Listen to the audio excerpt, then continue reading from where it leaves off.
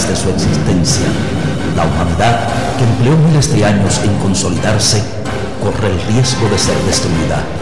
Ni siquiera el Imperio Romano en su época tuvo tanto poder cuando implantó la Pax Romana. El gobierno de los Estados Unidos trata de imponerle al mundo una nueva política que algunos han llamado Pax Americana. Aunque la palabra imperio fue creada por esos grandes forjadores imperiales que fueron los romanos, la realidad política que designa este vocablo precedió en muchos siglos al formidable imperio de Roma. Imperare, es decir, mandar, era ya un modo establecido de gobernar en regiones tales como China y Mesopotamia en el tercer milenio antes de nuestra era. Ahí, en los albores de la civilización, formas soberanas de autoridad empezaron a ser ejercidas sobre extensos territorios donde convivían diversas naciones y pueblos. El uso de la fuerza por parte de Estados Unidos ha sido un componente permanente en su política exterior, junto con otros instrumentos diplomáticos, económicos. Siempre ha estado presente el uso de la fuerza y específicamente el uso de la fuerza militar. Desde los primeros momentos en que Estados Unidos se convierte en un Estado independiente, nosotros tenemos que recordar que Estados Unidos está constituido por las 13 colonias británicas de aquí de la costa este del continente norteamericano, una estrecha franja costera. Estados Unidos es hoy un país grande que abarca ambas costas. Por tanto, ¿cómo se realizó esa expansión? Mediante la guerra, mediante el despojo, como fue el caso de México, que fue despojado de más de la mitad de su territorio.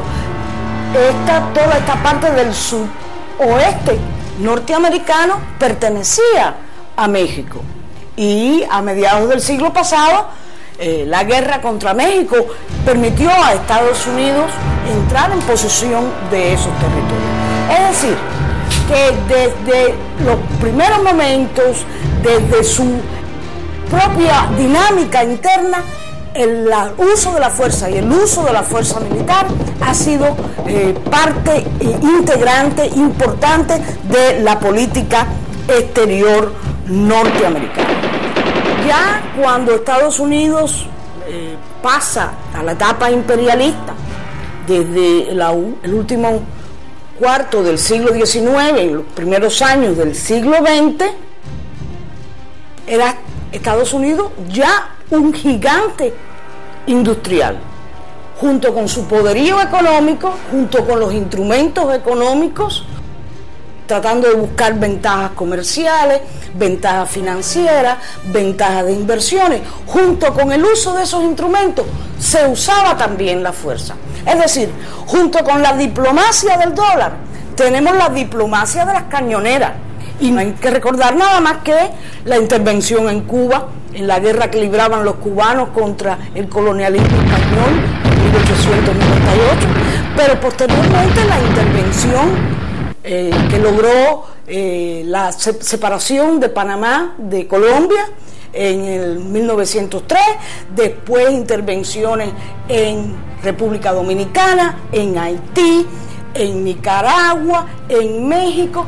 Es decir, que siempre este componente del uso de la fuerza militar ha estado presente en la política norteamericana, y se ve con un simple recorrido histórico que hagamos alrededor de esto. La política expansionista no es nueva como característica inherente a los imperios. En el caso del imperio norteamericano, la diferencia de poder, riqueza, dinamismo e influencia cultural respecto al resto de las demás naciones no solo es brutal, sino que nunca antes ha sido tan grande a favor de ellos. Estados Unidos ha sido un país, y lo sigue siendo, muy definido por prácticas violentas. Quizás la mejor prueba o la más visible es lo que podemos apreciar hoy en el desempeño de esta guerra injerencista hostil que en el caso de Irak, para algunos esto puede ser algo novedoso desde el punto de vista de la magnitud, de la envergadura con que los Estados Unidos han asumido el uso de la fuerza, en particular de la fuerza militar, la capacidad genocida, destructiva en el orden material, en el no respeto a la vida humana, pero acompañado también de un punto de vista, una doctrina, una filosofía que entiende como legítimo, como incuestionable, como necesario el uso de esa fuerza, de esa violencia ilimitada.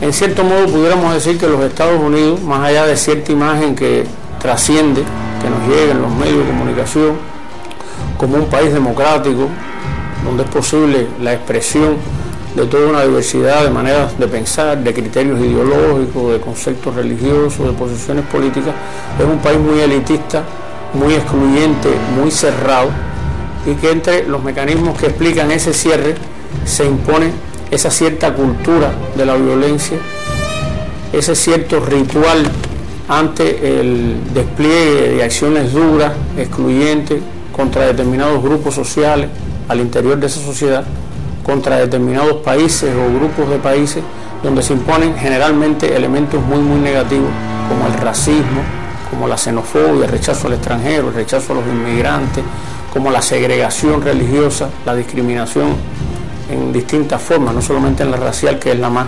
conocida. Y esa manera de implantarse todos estos puntos de vista tienen una historia, es decir, responden a un proceso histórico de larga data que en cierto modo se pueden explicar por el propio surgimiento de la nación norteamericana, ya que desde muy temprano, una vez concluida la Revolución de Independencia, podemos decir que empiezan a aflorar algunos de estos rasgos, algunas de estas características que por supuesto no se mantienen de manera estática, de manera inmóvil, sino que van experimentando todo un proceso de desarrollo, toda una evolución a lo largo de los siglos XVIII, XIX, en el XX, en todos esos periodos adquieren unas expresiones muy claras, muy acusadas, y adquieren una presencia renovada ahora en estos pocos años que van del siglo XXI. Desde entonces la historia norteamericana ha estado plagada de hechos bélicos, desde la guerra civil en su territorio hasta conflictos en los países en que ha querido influir o saquear, o ambas cosas. Ya los emperadores, es decir, los jefes de Estado de ese país, como es usual en nuestros días, no van al frente de sus tropas, como hacían sus antecesores, pero hay una élite de poder que está detrás del trono, que es la que asesora la política exterior del nuevo imperio. Y hay muchas personas que dicen que el 11 de septiembre hubo un golpe de Estado en los Estados Unidos. Así, todas estas cosas no pasan, pueden ser conjeturas, pero puede haber también mucha realidad. Lo cierto es que a partir del 11 de septiembre el gobierno de los Estados Unidos, concretamente la administración Bush, tuvo toda una serie de posibilidades. En primer lugar, tuvo la posibilidad de encontrar un enemigo. Un enemigo que había desaparecido en el año 1991 con la desaparición de la Unión Soviética. Y hay un viejo axioma de Maquiavelo, que Maquiavelo le decía a los príncipes que todo pueblo debe tener una fe, un odio y una esperanza. Y para poder tener un odio hay que tener un enemigo. Si el enemigo no existe, hay que crearlo. ¿Y qué cosa es el 11 de septiembre? Sino el inicio, encuentran por fin, le sirven en bandeja de plata, un enemigo con el cual justificar toda la política que han desarrollado después.